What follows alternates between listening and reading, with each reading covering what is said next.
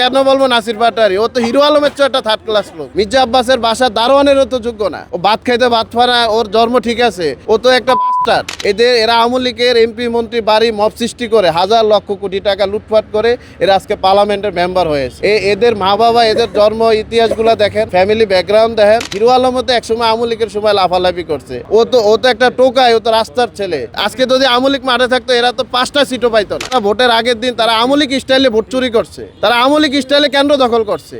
এরা পুরোপুরি তারা এই দেশ এবং দেশটাকে নষ্ট করে তারা পাকিস্তানে একটা সময় সেটেল হয়ে যাবে। আজকে আমি কথাটা বললাম, আমি আপনাদের এই অনলাইন প্রিন্ট মিডিয়ার মাধ্যমে বলতে চাই, স্পষ্ট হয়ে গেছে যদি 5 আগস্ট না হতো তাহলে কিন্তু ধর্ম ব্যবসায়ী এবং মুনাফেক কারা এটা কিন্তু জাতি চিনতে পারতো না। এরা ছিল গুপ্ত, এরা ছিল বট বাহিনী, এরা ছিল ওই যে পুরুষ যেমন জাইঙ্গা পরে, এরা ছিল আওয়ামী লীগের জাইঙ্গার ভিতরে। এরা কেন ইসলাম লাগে? এরা ভোটের আগের দিন তারা সন্ত্রাসী কার্যক্রম করছে সারা বাংলাদেশ, তারা ভোট কেন্দ্র দখল করছে আওয়ামী লীগ ফ্যাসিস্ট স্টাইলে। যেমন আমি আমার আরামবাগে আমি একটা বাসাতে ওসি, পুলিশ, পরে র্যাব আসছে, সেনাবাহিনী আসছে এবং আমাদের সিনিয়র নেতা একজন অভিভাবক মির্জা আব্বাসের বাসার দারোয়ানের যোগ্যতা তো এর নাই। হিরো আলম তো একসময় আওয়ামী লীগের সময় লাফালাফি করছে। ও তো একটা টোকায়, ও তো রাস্তার ছেলে। আজকে দেখেন ধর্ম ব্যবসায়ী মুনাফেক যারা এই ছাত্র এরা তো মেম্বার হওয়ার যোগ্য না। এরা আপনার ছিল টোকায়। এরা আওয়ামী লীগের এমপি মন্ত্রী বাড়ি মব সৃষ্টি করে হাজার লক্ষ কোটি টাকা লুটপাট করে এরা আজকে পার্লামেন্টের মেম্বার হয়েছে। এদের মা বাবা, এদের জন্ম ইতিহাসগুলো দেখেন, ফ্যামিলি ব্যাকগ্রাউন্ড দেখেন। এরা কারা? এরা একসময় বাংলাদেশকে একেবারে বাংলাদেশকে নষ্ট করবে। এই টোকায় গুপ্ত বাহিনী, এই ছাত্র সমাজ, এরা ছাত্র সমাজের কলঙ্ক।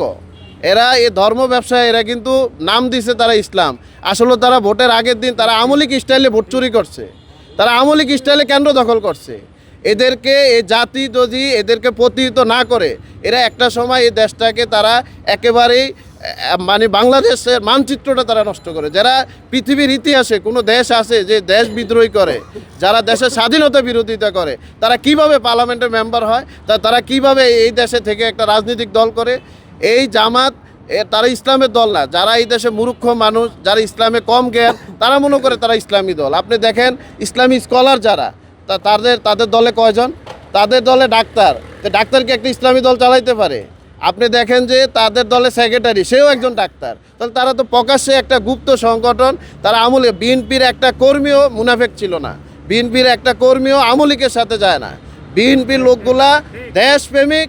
এবং আপনারা দেখেন তারা কেমনে বলে তারা মুসলিম দল, তারা আওয়ামী লীগের ব্যবসা প্রতিষ্ঠান বাড়ি ঘর লুটপাট করে তারা টাকা নিয়ে গেছে, এই ছাত্রদের মাধ্যমে নিয়েছে। আজকে দেখেন তারা কত বড় সাহস। ওর নাম কেন আমরা বলবো? ও তো একটা টোকায়। ওর মির্জা আব্বাসের বাসা দারোয়ানেরও তো যোগ্য না। আজকে ও কত বড় কথা বলে, ও এই কথা বলার সাহস পাইছে কোথায়? ও ভাত খাইতে ভাত ফানা, ওর জন্ম ঠিক আছে, ও তো একটা বাস্টার। ওর মতো ছেলে কিভাবে ওরা দেখেন প্রতিটা কেন্দ্রে ঢাকা 8 আসনে তারা ভোটের আগের দিন, যেটাকে চানরেত বলা হয়, তারা গুপ্ত সংগঠনের মাধ্যমে তারা অস্ত্র শস্ত্র লাঠি চোটা নিয়ে তারা বিল্ডিং বাসাবাড়ি তারা কেন্দ্রে দখল করছে।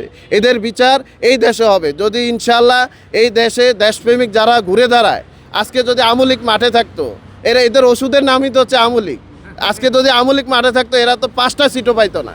আজকে বিএনপির যে 75 জন আপনি স্বতন্ত্র প্রার্থী ছিল, যদি দলের চেয়ারম্যান জনাব তারেক রহমান 75 জন আসনে যদি কথা বলতে পারতো তাহলে তো আমাদের 50% আসনগুলো উদ্ধার হইতো। আজকে এই জামাত, এই এনসিপি, এরা পুরোপুরি তারা এই দেশ এবং দেশটাকে নষ্ট করে তারা পাকিস্তানে একটা সময় সেটেল হয়ে যাবে। আজকে আমি কথাটা বললাম, একটা সময় আমি নাও থাকতে পারি দুনিয়াতে বেঁচে, দেখবেন এই পাকিস্তানের যেরকম আগুয়ে যাইতে পারে না। আর পাটোয়ারি কথা কেন বলবো নাসির পাটোয়ারি? ও তো হিরো আলমের চেয়ে একটা থার্ড ক্লাস লোক। হিরো আলম তো একটা কর্ম করে খায়। ও তো এই দেশের লুটপাট করে, ও তো চোর। ও তো 5 আগস্টের পরে যতগুলা চোর, এই জামাত যতগুলা চুরি করছে তারা অতগুলো আসন পেয়েছে।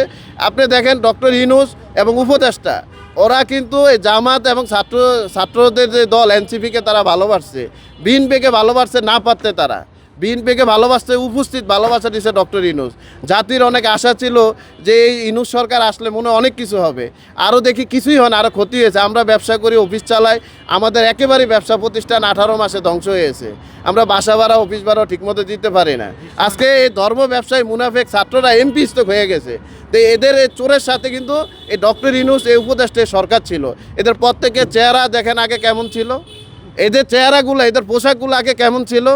আজকে দেখেন এই নাসির কাউয়া সহ, ওর নাম তো একটা কাউয়া, ওবায়দুল কাদিরের যেমন কাউয়া বলছে না, হিরো আলমের হিরো আলম কইছে, ও দোনোটার চেয়েও থার্ড ক্লাস লোক।